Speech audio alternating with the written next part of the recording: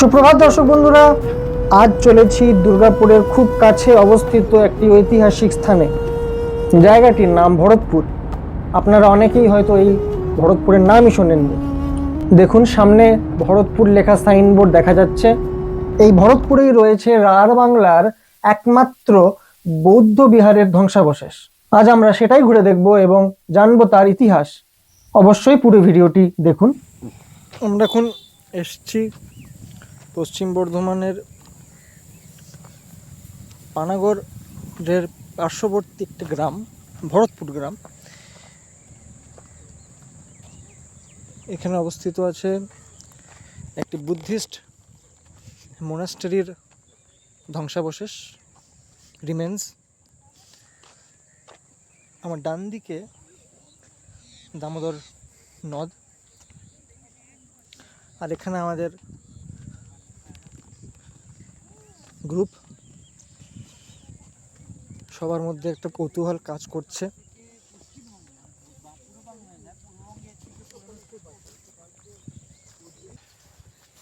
এখানে কোনো আছে, সংঘ আছে?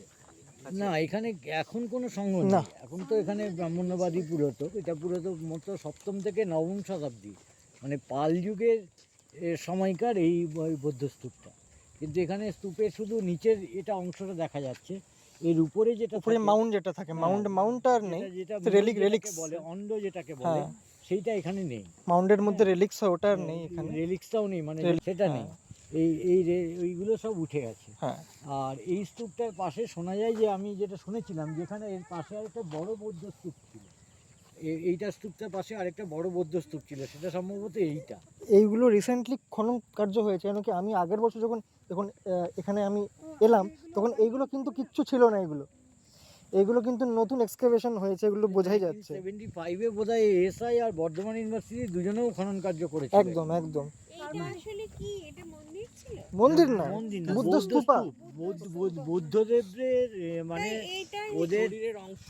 শরীরের অংশ, মানে ওরা শরীরের অংশ না, ওটা অ্যাকচুয়ালি রিমেন্স, যে কোনো রিমেন্স, বুদ্ধদেবের না, মানে যে কোনো বৌদ্ধ নোটেবল কোনো প্রতীক, হ্যাঁ। বুদ্ধের প্রতীক, যেমন পায়ের ছাপ বা পদ্ম, এই ধরনের প্রতীক দিয়ে ওটাকে রাখা হয়। অথবা কোনো মানে কেউ মারা গেছেন বৌদ্ধ সন্ত, বৌদ্ধ সন্ন্যাসী, তার অস্থির ভস্মাবশেষ একটা পাত্রে রেখে রাখা হয়, এটাকে বলা হয় স্তূপ। আর এখানে এই জন্য স্তূপটা ধ্যান, এইরকমই ছিল না, এটা আরো বড় উঁচু? না একটা ডোম ছিল, মাউন্টের মতন শেপ। এই স্তূপের স্ট্রাকচারটা আমি উপরে দেখাচ্ছি। একটা মাউন্ট ছিল, স্তূপের হ্যাঁ, স্ট্রাকচার dome সাধারণত একটা এরকম। ডোম ছিল। হ্যাঁ, সারনাথ। সারনাথ স্টাইলেরই, এটা সারনাথ স্টাইলেরই। একদম ওরকমই, কিন্তু অনেকটা ছোট লেভেলের, বাট স্ট্রাকচারটা সেম। এই যে এটা হচ্ছে স্তূপের স্ট্রাকচার। এইটা আমরা এখানে এই বেদিকাটুকু দেখতে পাচ্ছি শুধু, ঠিক আছে? আচ্ছা, এই বেদিকাটুকু দেখতে পাচ্ছি আমরা এখানে। তাহলে কত বড় হুম। ছিল। এইটা এই উপরে হচ্ছে প্রদক্ষিণ পথ থাকবে, তারপর এটাকে হচ্ছে হন্ড বলে, এটাকে বলে হন্ড, এটা হচ্ছে গম্বুজ আকৃতি, ঠিক আছে? আর এইখানে এটাকে বলে হর্মিকা। হ্যাঁ, এটাকে বলে হর্মিকা। এইখানে ওরা ঘুরে ঘুরে প্রদক্ষিণ পথ বলে। আর এইগুলো হচ্ছে গেট, তোরণ চারদিকে। সাঁচি স্তূপেও ছিল, এখানেও তোরণ থাকবে। আর এইখানে হচ্ছে ছত্রি থাকবে, ঠিক আছে? এখানে ছাতার মতো একটা অংশ থাকবে। এটা হচ্ছে স্তূপের গঠনশৈলী মূলত। আর এখানে যে বুদ্ধ মূর্তিগুলো পাওয়া গেছে, সেই বুদ্ধ মূর্তিতে একটা বুদ্ধ আবার বিভিন্নভাবে দেয়, কখনো অভয় মুদ্রায় দাঁড়িয়ে থাকেন, কখনো বসে থাকেন। এখানে মুদ্রাটা হচ্ছে ওই বসে পদ্মাসনের একটা মুদ্রা আছে, সেটা হচ্ছে যে আমি দেখাচ্ছি এরকম করে, যে পদ্মাসনে বুদ্ধ বসবেন। তো 11টা মূর্তি পাওয়া গেছে এখানে। পদ্মাসনে বসছেন, আমি পদ্মাসনে বসতে পারি না, তো একটা হাত এখানে থাকে আর বাকি হাতটা এইখানে বুড়ো আঙ্গুলে আছে। আচ্ছা, ধরনের এটা ইন্ডিকেট করছে যে বুদ্ধ জ্ঞান, যখন গৌতম বুদ্ধ যখন বৌদ্ধগয়াতে যখন করছিলেন, বলতে সাধনা করছিলেন যে পরম সত্যের কাছে পৌঁছানোর জন্য, তখন ওনাকে বিভিন্ন লোভ দেখানো হচ্ছিল, কল্পকথায় আছে। তখন মায়া বলে একজন লোভ দেখাচ্ছিলেন, তখন তিনি বলছেন, আমি সত্য এবং জ্ঞানের জন্য, ধর্মের জ্ঞানের জন্য আমি এই পৃথিবীকে সাক্ষী রেখে বলছি, আমি ওর জন্য করছি। তো সেই জন্য মাটিতে পৃথিবীকে স্পর্শ করে তিনি আছেন আর কি, এইটা হচ্ছে। আর এই স্তূপটার এতটা ভেঙে গেল কি করে? এটা খনন কার্যের সময় অ্যাকচুয়ালি এক্সকাভেশনটাও একটা ভাবুন, নিয়ম 800 অনুযায়ী বছর করতে হয়।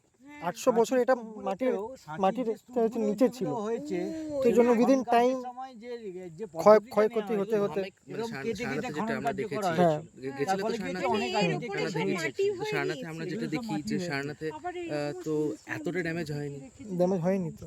তাহলে সারনাথে তো ইনফ্যাক্ট আমরা হ্যাঁ। লোকের যায় প্রদক্ষিণ করে, কালচক্রের সময় লোকে যায়। মানে ওই খনন কার্য করতে গিয়ে ভেঙে গেছে। সেটা খনন তো কার্যের আগেই তো ডিটেল জানা নেই, ছিলই, এবার but খনন কার্য করার সময় উদ্ধার করতে পারে পাওয়া যায়নি উদ্ধার কখনো। করতে পারেনি। হুম।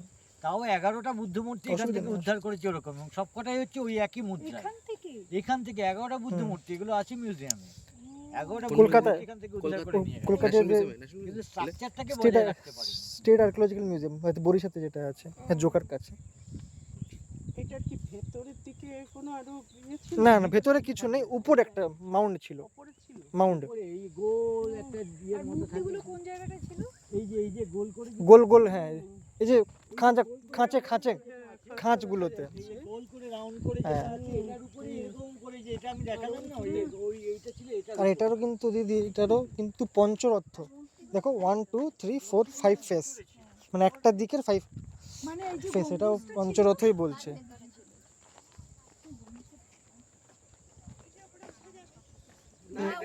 উঠতে বারণ করেছে। আর্কিওলজিক্যাল সার্ভে ইয়ে আছে, এবং এখানে না ওঠা উচিত, কারণ এটা আমাদের হেরিটেজ। ধর্মীয় জায়গাও বটে, প্লাস আবার হেরিটেজও বটে, আইনত এটা ওঠা উচিত। আইনত ওঠা উচিত না। না ঠিক আছে, এখানে তো মাটি, কোনো ব্যাপার না, কিন্তু এখানে তো মাটি আছে। আর যখন আর্কিওলজিক্যাল সোসাইটি নিয়েছে তখন আমরা টাচও করা আইনত বেআইনি আর কি। হাত দিয়ে টাচ করা যায় না, দাগ দেওয়া যায় না। এগুলো কিন্তু আমি কাকু, এগুলো কিন্তু আমি নতুন দেখছি কাকু, যদি এগুলো যদি হয়, এগুলো কিন্তু আমি নতুন দেখছি, এগুলো কিন্তু আমার সময় আমি দেখিনি।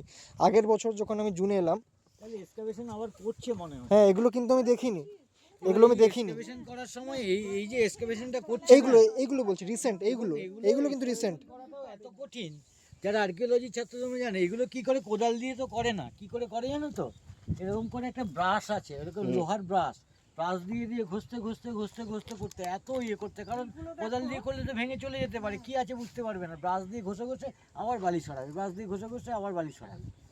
হ্যাঁ, প্রচুর কষ্ট করে এগুলো বার করতে হয়। এই জায়গাটা খুঁজে বার করতে গেলে কতটা সময় বার করতে হয়েছে বুঝতে পারি।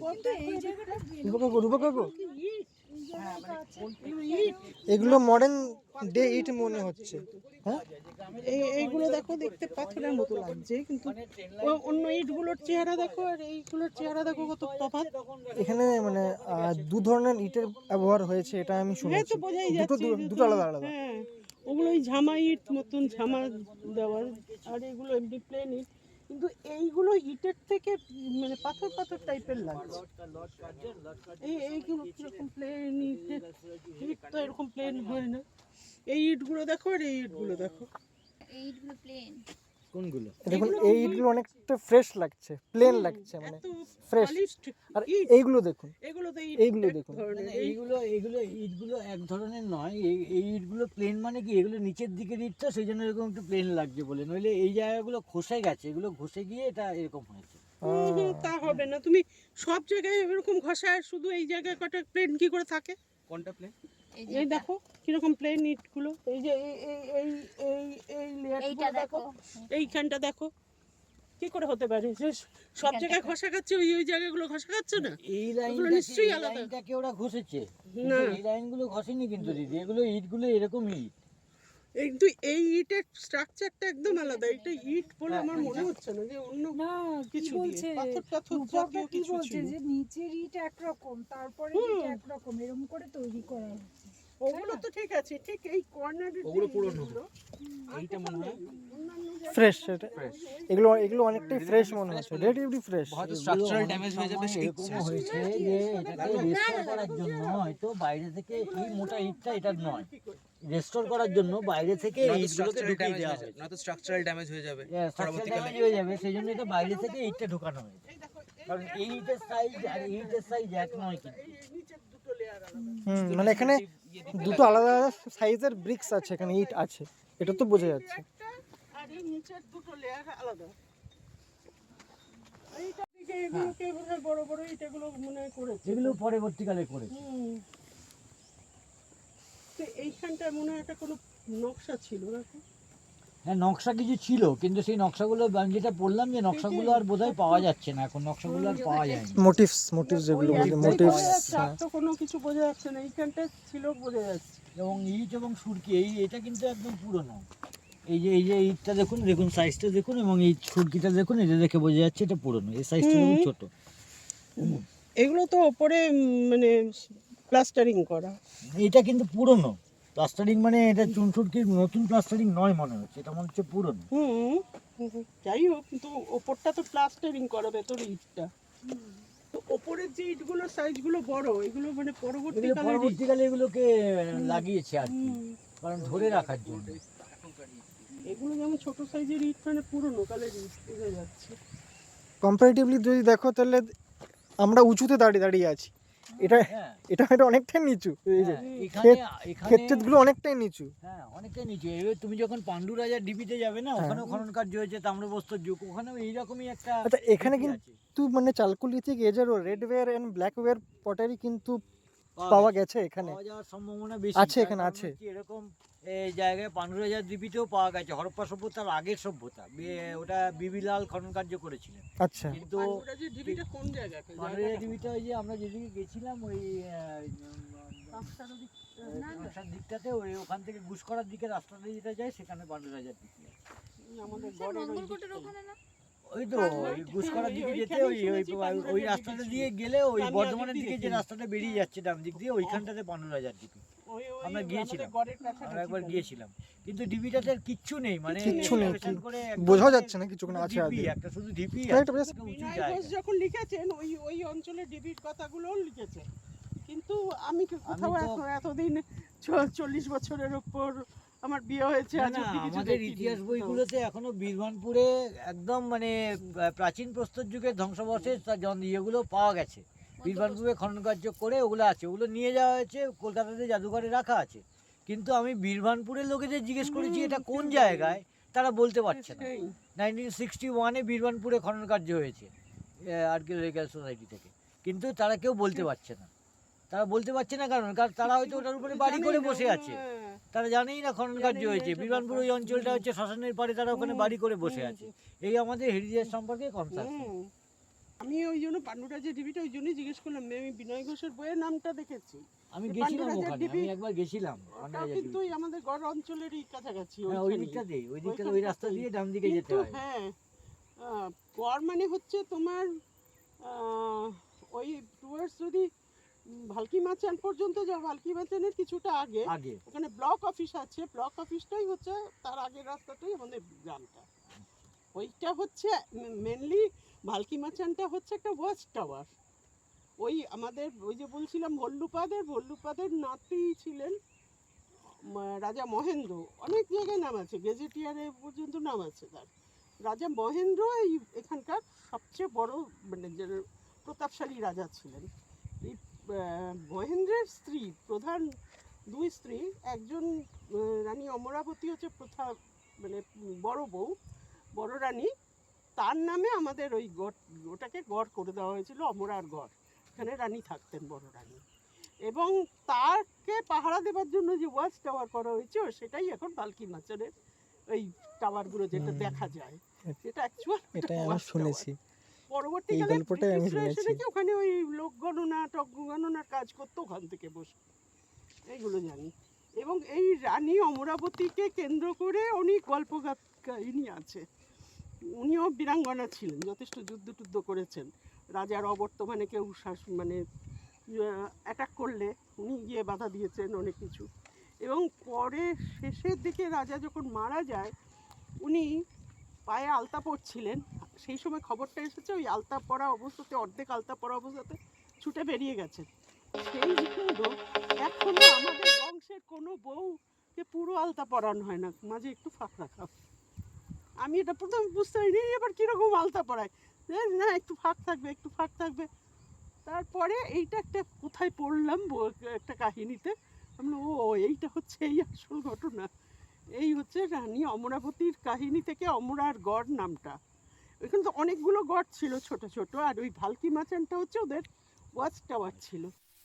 দর্শক বন্ধুরা, আপনারা তাহলে শুনলেন জয়ন্তী ম্যাডাম এবং মিস্টার রূপক দাস পাণ্ডু রাজার ঢিবি এবং ভালকি মাচান এর ইতিহাস সম্পর্কে কিঞ্চিত ধারণা আমাদের দিচ্ছিলেন। ভবিষ্যতে যদি সুযোগ আসে তাহলে অবশ্যই ব্যাকপ্যাকার্স নোটবুক, পাণ্ডু রাজার ঢিবি এবং ভালকি মাচান এই দুটোই আপনাদের সামনে তাদের ইতিহাস আপনাদের কাছে তুলে ধরবে। তার জন্য ভবিষ্যতে এরকম কালচারাল কাম হেরিটেজ ডে ট্যুর আমরা সংগঠিত করব। সাউথ বেঙ্গলের একটি অত্যন্ত গুরুত্বপূর্ণ এবং একমাত্র বৌদ্ধ বিহার, এটা একটি আর্কিওলজিক্যাল সার্ভে অফ ইন্ডিয়ার একটি প্রোটেক্টেড সাইট। এখানে শুধুমাত্র বুদ্ধিস্ট রিলেটেড জিনিস পাওয়া গেছে এরকমটা নয়, এখানে চ্যালকোলিথিক এজ, কপার এজ যেটাকে আমরা বলি, তামার যুগ, যেটা প্রায় 2000 বছর খ্রিস্টপূর্বে, ব্ল্যাক এবং রেড ওয়্যার পটারি এসবও কিন্তু এখানে পাওয়া গেছে। এই এক্সকাভেশনস থেকে যেসব জিনিসগুলো বেরিয়ে এসেছিল ওগুলোর বেশিরভাগই এখন বর্ধমান বিশ্ববিদ্যালয়ের জাদুঘরে রাখা আছে এবং কিছু জিনিসগুলি আমাদের স্টেট আর্কিওলজিক্যাল মিউজিয়াম যেটা কলকাতায় আছে সেখানেও কিছু রাখা আছে। দুর্গাপুরের কাছে, এত কাছে একটি 2000 বছর পুরনো ঐতিহাসিক স্থান যদি আপনাদের ঘুরে দেখতে মন চায়, এই ইতিহাসকে যদি আপনাদের ছুঁয়ে দেখতে মন চায়, তাহলে অবশ্যই চলে আসুন একদিনের জন্য এই ভরতপুর আপনাদের নিরাশ করবে না। ডেসক্রিপশন বক্সে ভরতপুরের আমি লোকেশন দিয়ে রাখলাম এবং আপনাদের যদি কিছু প্রশ্ন থাকে আপনারা অবশ্যই কমেন্ট বক্সে আমাকে জানান।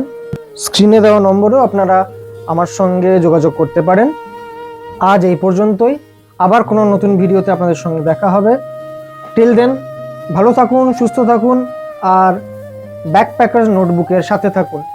যাওয়ার আগে প্লিজ লাইক, শেয়ার এবং সাবস্ক্রাইব করতে ভুলবেন না to get regular updates from Backpackers Notebook. Thank you.